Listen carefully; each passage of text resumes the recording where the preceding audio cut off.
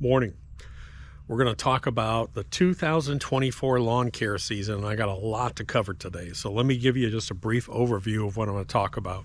Number one, I'm going to talk about something or a couple things that you should be probably thinking about doing right now. Very important. That'll give you sort of a jump start on the lawn care season. Then I'll actually talk about some new products that are actually coming out this year that we're working on with Andersons. Kind of excited about that. Then someone asked for an update on the cabin. It's getting close to finish. I'll show you the tiny house, tiny cabin over here. And someone asked about my septic drainage field project that I had to do over here. I had to repair all that, so we'll do that. So here we go. This is amazing, by the way. This is annual ryegrass that's been through down to 11 degrees, and I'm actually really surprised at how well, this is perennial ryegrass, of how well this has held up. I'll show you this in a minute. I'll show you the annual ryegrass out front. I'll show you a few different things. First, make sure that you understand that we have the free lawn care guide out, and that's something that you need to either on your phone or on your computer. Go to freelawncareguide.com. You need to bookmark that because that not only has calendars, has product links, has everything. I have some updates that I still need to do over the next few weeks. So I haven't done a whole bunch of updating over there, but it's there and it's just use it. At the top of that free lawn care guide, there's links to, now that's the website for cool season grasses, but there's a link to a Bermuda website and a link to a zoysia website. Now they're individual websites and we've had them up for years, and over 2 million people have used these websites. There's free, there's nothing to sign up for, there's no app to download. We don't want your information. Nothing bugs me more than pop-ups and people getting information so they start sending you a whole bunch of emails. We don't do that. So go over there, use them, they're free, and share them if you get a chance. All right, so first of all, what's one of the things you should be doing right now? And I'm gonna say this, I'm gonna harp on this and harp on this and harp on this. There was a local extension office manager and she wrote an article about all the different questions she gets. And she said that everything comes back to, did you get a soil test? What did your soil test say? And I'm going to say that again. You can get such a jump start on your program if you understand what's going on with your soil. So in the description below, I'll link to an online soil test. You can use that one. You can use, when I'm doing my fields, I usually use Clemson University. They have a real easy sheet to fill out. You can use, UGA. You can use your local extension office. I don't care who it is that you use, but get a soil test done. If you don't understand your soil, if you don't understand what's wrong with your soil or what needs to be improved, you're going to be way behind. You're going to be guessing, and that's why I tell everybody, get a soil test done. And just don't do one soil test. Do a soil test on your front yard. Do a soil test on your backyard, any different areas. Get your soil test done. Once you get your soil test done, this is probably your last chance to aggressively address pH. So if you need to start putting out some lime to bump up that pH level, so say you're a 5 or something, and you need to get up to a 6 or 6.5, you can still get out there and do real heavy lime applications. Adjusting a pH takes a long, long time to really work down in the soil. I mean, it can take months for that to reach down 3 or 4 inches. So work on your pH. That's something you can do right now. The next subject that people are going to ask about is Preemergent. I'll put in the description below, I'll find that Preemergent map. Basically, you want to look at your soil temperature. And the majority of people are going to say 51 to 53 degrees soil temperature. Soil temperature is when you need to put down your first Preemergent. So I'll give you an example. In my area, middle eastern Georgia, they say March 10th to March 15th. I like to go out about a week earlier than that. And why is that? It's because I may have an earlier warm-up and you want to catch that weed seed germination. That's what you want to do. You want to catch it actually germinating. And your pre-emergent is going to last a good 30 to 60 days at least. So why not go out a little bit earlier? So if your extension office or whoever says, put down your pre-emergent on March 15th, put it down on March 7th. Go 1 week earlier.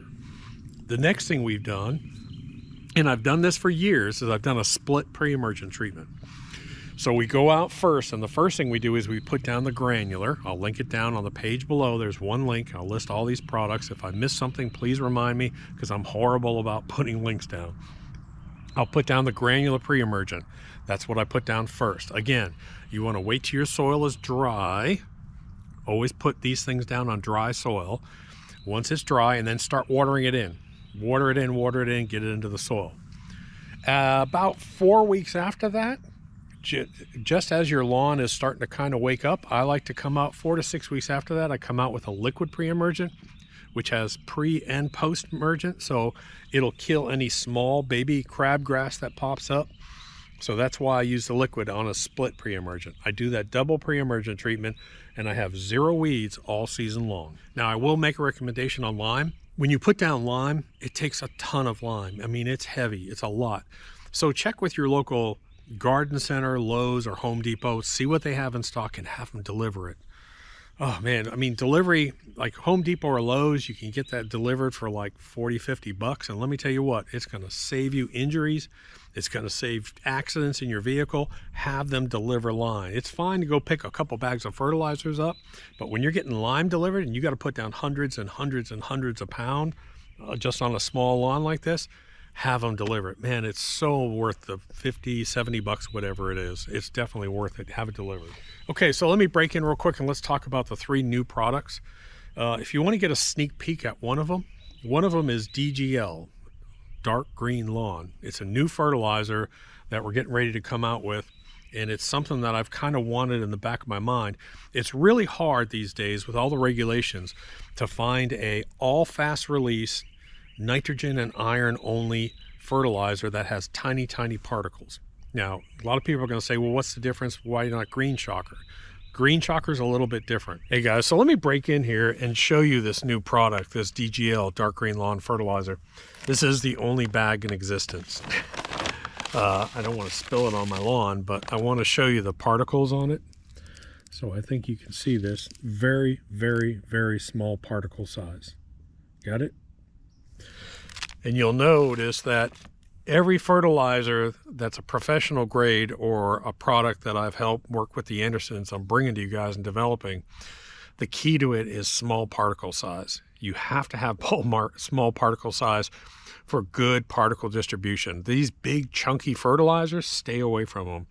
So it is almost impossible to find an all fast release nitrogen and iron product that is super fine particle.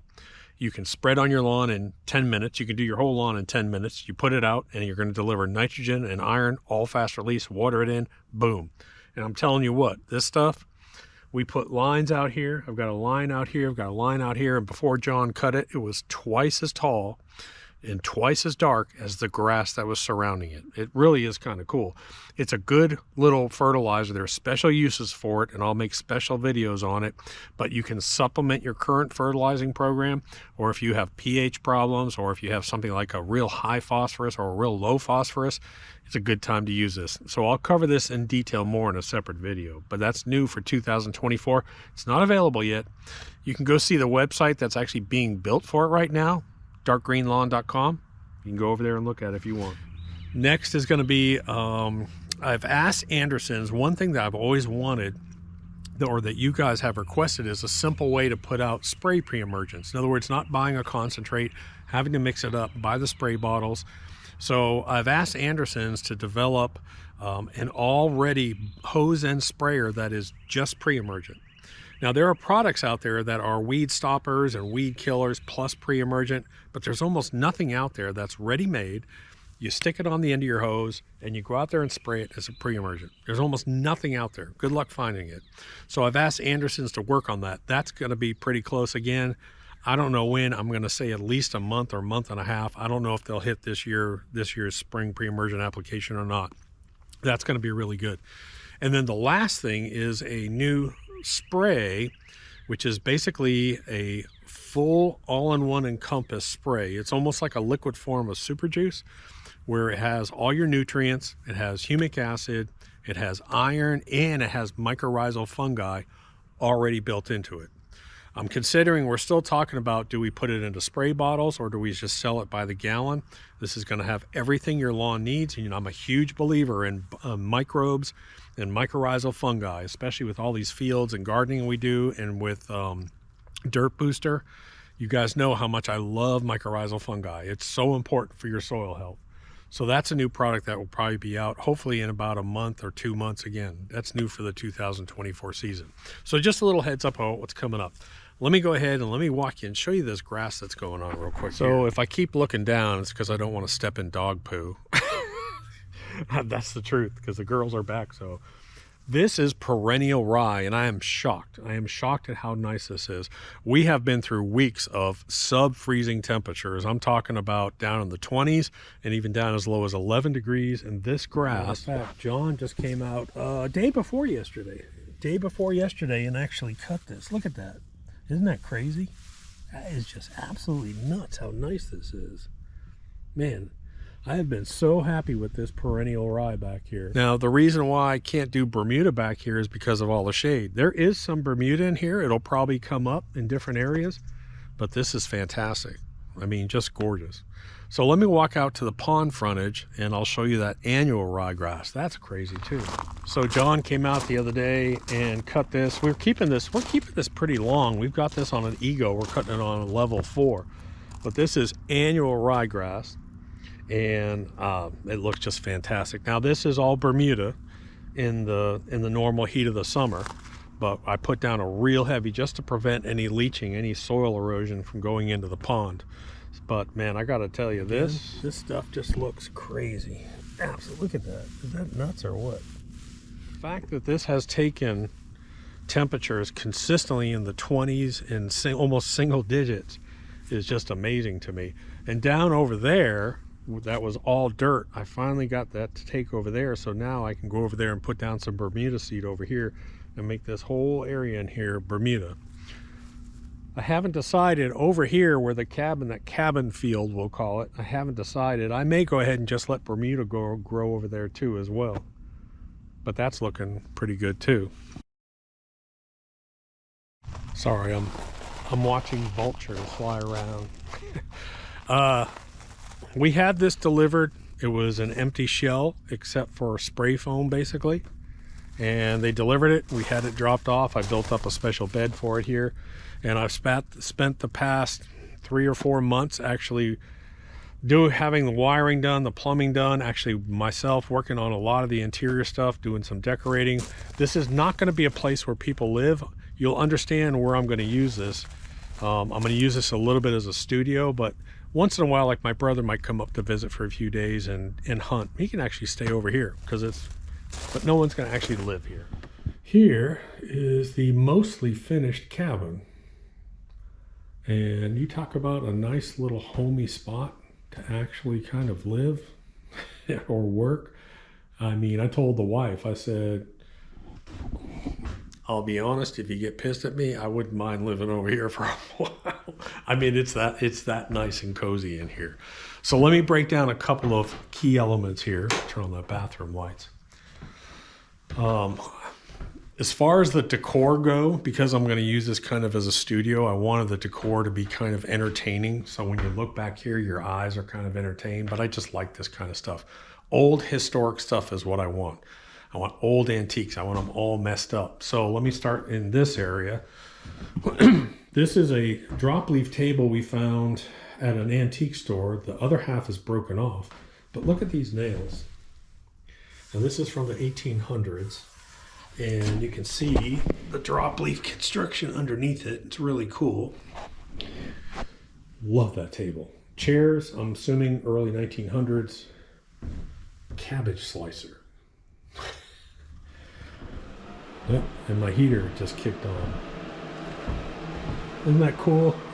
I don't want to call it a pie safe, but it is an antique piece. Really cool, found that. So does this guy look familiar? Drop a comment down below, tell me who that is. Years and years ago, I bought the original to this, which is an original photograph press release, and on the back of it, Acme, It actually has the write-up on it, which is a really cool write-up. I'll put it up sometime. That's Babe Ruth deer hunting in North Carolina, 1932. So I blew it up and brought it into Photoshop, cleaned it up as much as I could, and then I had it actually blown up and put on canvas. I do this with a lot of my prints. That's just a really cool thing to do. Counters are in. 3 coats of tung oil, sanded in between on that. Plenty of storage all around. Nice little sink. A couple of little, I put this shelved up. Little antiques. Old meat grinder. This is actually a candle lantern, believe it or not. It holds a candle. Nice little hutch here with a bunch of old antiques in it. Old antique stuff. This shelf actually came from Lowe's. That's a live edge shelf. I just put some teak oil on that.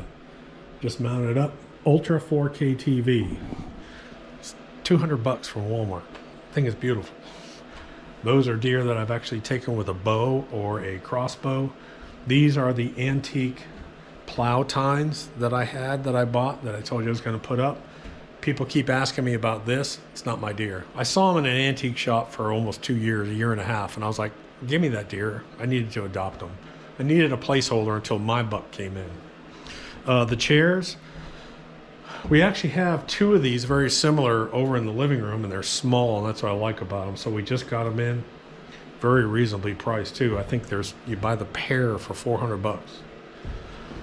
That, excuse all the tools on it, believe it or not, is a queen size bed. And that bottom pole rolls out, it folds down, and that's a queen size bed. That's pretty cool. Barn door here that rolls shut. And then in the bathroom, did a few changes in here. I put up a shelf, which I need to stain, with a hanging rack. I've got a cabinet over here, a toilet, sink, and someone said something in the comments, and I agree with them. I flipped this upside down. They were hanging down. I was like, man, they're way too low. So I put that here, and we found a different antique mirror. Isn't that cool looking? It's got to be probably late 1800s, I'm thinking, just because of the way the glass is all pitted up on it. The shower, I need to get a new shower rod. I don't like that shower rod. I want ones. I finished off all this myself. Water closet, the water heater's behind here. I just took some scrap lumber and just made a door just for this. But there's your water heater back in here. And of course the beams are from the old 1797 tobacco barn. So it's really looking nice. Very happy with the way that this all came out. So let me walk over and show you that septic drain field. Someone asked me to put up a quick update on it. I basically sat out here for 2 days on a skid steer. My back is feeling it, and moving tons and tons and tons of dirt, stealing dirt from different areas on the property, bringing it over here. What ended up happening is these drain fields, it's a brand new drain field, but just like anytime you dig a water line or something, it always ends up settling down. They were filling up with water, and it was putting back pressure on my septic system. We couldn't flush the toilets. Glug, because we got so much rain. We got 4.5 or 5 inches of rain in 48 hours. So I said, I'm fixing this. So here is the mostly finished project. I could actually use a little bit more dirt in some of these areas, but I've really built this up. I mean, I've built this up almost a foot in here and filled in all those trenches. And I've got, you can actually see the grass seed. I got 50 pounds of annual ryegrass seed all in here. Same thing over here. I've built up all this, and I've created sort of a slope down in here. So if I get any heavy rains, that's all going to go down into that area over there. That's done. So someone asked for an update. There's your update. Man, I still can't get over this perennial ryegrass back here. Man, it's like walking on a squishy carpet. It's just crazy, man. It's really done well. So let me just sort of recap real quick. You need to get ahead of things. And one of the ways you can do that is to understand your soil. A doctor can't treat you. He can't give you the right medicine. He can't tell you what to eat, what your body's lacking, if you're not going to get tested. You're going to go have a blood test. The same thing here. You're going to get a soil test, and you're going to understand your soil. My fields up here are different than what I have down here. versus what I have at the pond. So test different areas and know what the problems are, know what you need. Now I did, just so you know, I did contact Anderson's actually this morning. A lot of you guys are asking how to increase your phosphorus level. And so there's a possibility I will have a phosphorus booster available for you guys, because I actually need that as well too. It's almost impossible to get something with a fast release phosphorus nowadays just because of all the restrictions. So I'll let you know, I'll give you an update on that. Make sure you go and get free lawn care guides. Now, there are product links that are kind of not working right now. Don't freak out. I will try and put on the description below. I always link to one page and I'll list products there. If the product links aren't working, don't freak out. We're fixing some of those. The next 30 days, we've got to get everything updated, just to let you know. But I just want to give you sort of a summary. This is sort of the kickoff to the 2024 season. I'll do some reel mower stuff. We'll be doing some plantings out here. I'll have Bermuda out by the pond area. I may do a Bermuda section up here. I've got the gardens that we're going to be doing up here. I got all kinds of stuff. So make sure you're subscribed. Drop a comment down below. And it's going to be 70 degrees tomorrow. Can you believe that? Thank God. I'm a little bit tired of the cold weather now. I'll talk to you later. Doc.